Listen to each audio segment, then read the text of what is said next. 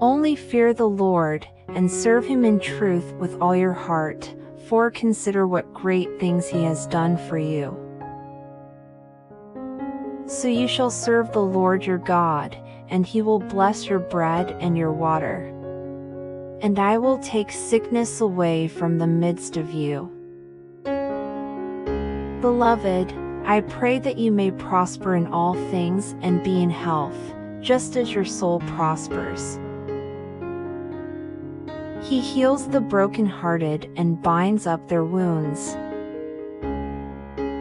A merry heart does good, like medicine, but a broken spirit dries the bones.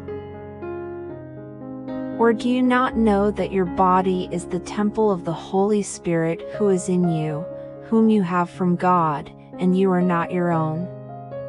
For you were bought at a price, therefore glorify God in your body and in your spirit, which are God's. Heal the sick, cleanse the lepers, raise the dead, cast out demons. Freely you have received, freely give.